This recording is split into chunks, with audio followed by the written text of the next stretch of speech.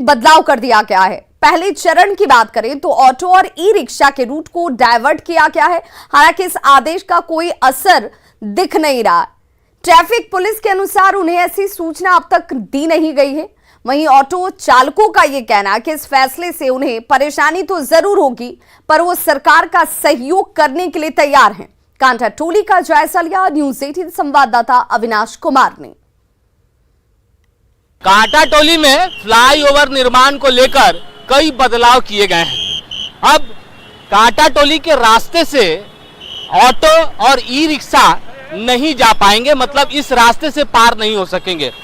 उसमें कुछ तब्दीलियां की गई हैं, लेकिन मैं इस वक्त कांटा टोली चौक पर ही हूं और अगर आप देखें तस्वीरों के माध्यम से किसी भी तरफ अगर आप नज़र दौड़ाएं तो अभी वो जो आदेश है वो आदेश कहीं से इम्प्लीमेंट होता हुआ नज़र नहीं आ रहा है।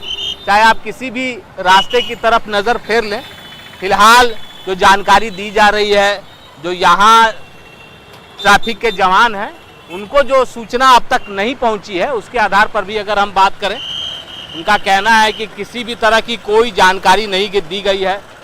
अगले 2 साल तक यहाँ ये निर्माण होना है और उसके बाद ये देखना होगा कि क्या कुछ है। भाई ये कुछ तब्दीली हो रहा है, आप लोग को जानकारी दिया है? लोग नहीं, जानकारी तो नहीं दिया था। कह रहा लोग किस रास्ते से होकर नहीं जाना है। पूरा ये तो जाम पूरा लग रहा है सर, यहाँ पर जाम लग रहा है। तो ये कह रहे हैं कि जाम लग रहा है इसलिए इस रास्ते से होकर नहीं जाना है। ये रास्ता से ऑटो चलेगा, अब तो मना कर दिया गया है। कौन सा सर? इस रास्ते से अब देखिए क्या होता है, पता नहीं अब सरकार क्या करती है हम लोग के लिए। आप लोग सहयोग कीजिएगा कि नहीं? एकदम सहयोग है हम लोग को, तो सर परेशानी बहुत है, क्या करें। ये कह रहे हैं कि परेशानी तो बहुत है लेकिन सहयोग भी करेंगे।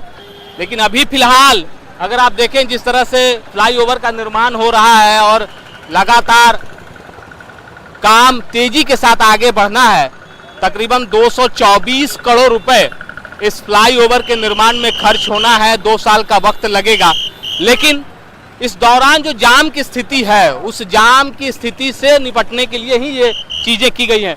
कोई निर्णय आया है कि नहीं अभी तक आप लोग को ऑटो और ई रिक्शा को लेकर? नहीं, अभी हमको रूट डाइवर्ट करने के लिए अभी हमको तो नहीं बोला गया है। अब हम लोग अपना स्कूल का ड्यूटी है, सुबह का स्कूल का ड्यूटी हम लोग कर रहे हैं। हाँ, देखिए कह रहे हैं कि हम लोगों को कोई सूचना नहीं है। मैंने पहले भी कहा कि अभी तक फिलहाल जो यहाँ ट्रैफिक के जवान हैं उनको कोई सूचना नहीं मिली है। वैसे भी स्कूल बसों को नहीं रोकना है क्योंकि इस रास्ते में बहुत सारे ऐसे स्टॉपेज हैं जहाँ से बच्चे चढ़ते हैं, स्कूल तक जाते हैं। सिर्फ और सिर्फ जो अभी निर्णय लिया गया है उसके मुताबिक जो ऑटो हैं और ई रिक्शा है वो इस रास्ते से होकर अब नहीं गुजर सकेंगे।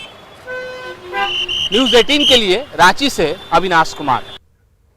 जमशेदपुर की बिटिया